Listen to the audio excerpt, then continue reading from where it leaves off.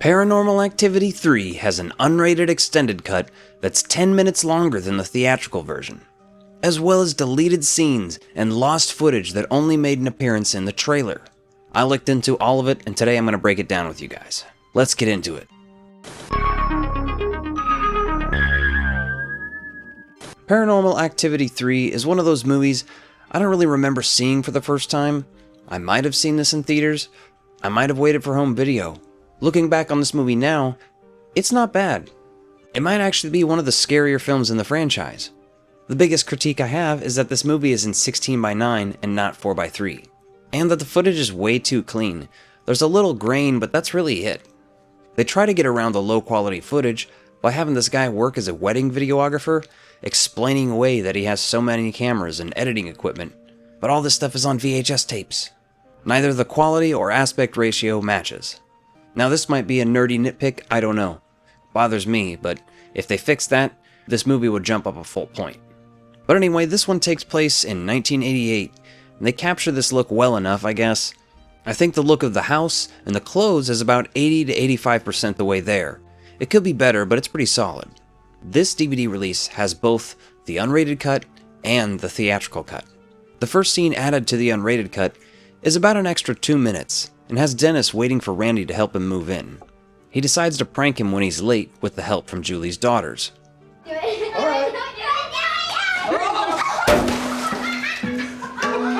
It's mildly entertaining, but it doesn't warrant anything unrated.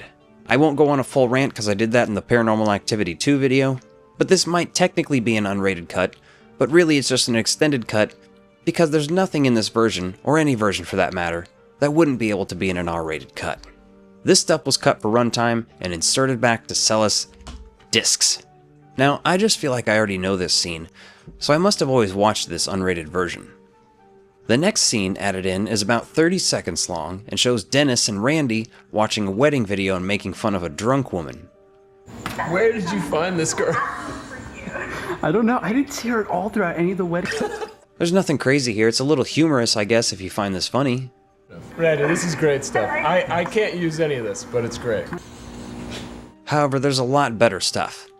This version of the film features Night 7, which is not in the theatrical cut. We see interior shots around the house at night, and a noise wakes up Dennis. He looks out the kitchen window, then turns away, but as he does, he hears the noise of the blind slam. He turns back around to check, and there's nothing there. That's pretty spooky, but I think they just realized they had enough of these little instances that were better than this one for the real version of the movie. The next scene is pretty creepy. My gosh, Mom! The camera shows the kids' bedroom with Christy and Katie playing Bloody Mary and being found by Julie using the camera. This one kind of teases what's to come later with the Bloody Mary scene. You think something's gonna happen here. It feels creepy, but it's interrupted, it's a little bit of a tease. The first extended scene happens when Katie and Christy leave their room and the camera is pointed at the teddy bear. In the background, we see the little storage space door close. So I think this is short enough that you could have just left it in there, but sure, why not? Unrated director's cut. I think they should have just called it the extended cut. You know what I mean? That would still sell it to me and wouldn't promise more terror or anything, because, you know what I mean? This stuff's pretty minimal. The last scene added in here is Night 12. Once again, various interior shots, the bedroom, living room, kitchen, but Christy's bed is empty. It shows her standing on the countertop in the kitchen. It's a pretty spooky shot, I'll give you that. Then she's back in the bedroom, standing on the banister, and jumps down, waking up Katie, who's like, "What the hell are you doing? Go back to bed." Now, I think this is probably the spookiest bit that's added in here, but it might seem like I hate this movie. I actually think I like this one the best when it comes to the sequels. I obviously like the first one a lot, but I'm not a super fan of these movies. I'm more of a casual fan. I like them, but I don't love them, Then we've got the second trailer for the film, and overall, half of this trailer isn't in the movie, or the extended cut, and it doesn't seem to be included on the special features either. So let's break this trailer down. The first lost bit here shows Dennis with Christy and Katie, and he's asking them about the knock-knock game. Game you showed me, remember? where they knock on their closet door and back away, and it knocks back like someone's in the closet. I remember seeing this in the trailers. Like, I'm watching this, I'm like, oh, yeah.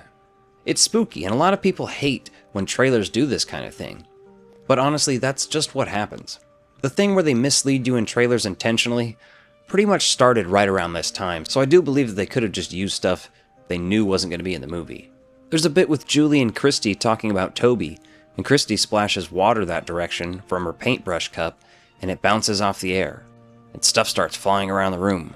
There's a part with a medium going into the little space upstairs, and then his face gets smashed into the table a few times. There's a bunch of quick shots of lights exploding on the walls, a house burning, the girls in the kitchen, and Julie being thrown back in the hall into the bedroom. That is a lot of stuff to not be in the movie to be in the trailer. I think I would entirely be open to believing that this was intentional, the way they marketed this movie. But what are you gonna do? The DVD also features 2 extra features called The Lost Tapes. The first is called Scare Montage, and features Dennis filming himself and scaring Julie repeatedly. So this is clearly some of the extra stuff they just shot around to, fill up the movie with goofy stuff and shenanigans. Stuff that would help sell the realism of these movies and the relationship of these characters. Then you have Dennis's commercial, which I feel like they could have spent more time on. It's almost realistic, but it just comes off as inauthentic if I'm being honest. And the aspect ratio, again, doesn't do him any favors here. The next video I'm working on is about the supercut of the first 3 Paranormal Activity movies, which has even more stuff you haven't seen, so stay tuned for that. Again, it's 3 movies intercut, so I'm still going through it and trying to figure out what I'm going to talk about in that video exactly. But I'd love to hear what you guys think about this one in the comments below. Click over here to see me break down the second Paranormal Activity, or down here to see more alternate cuts of different movies. Like, share, and subscribe so you won't miss out, and stay creepy, guys.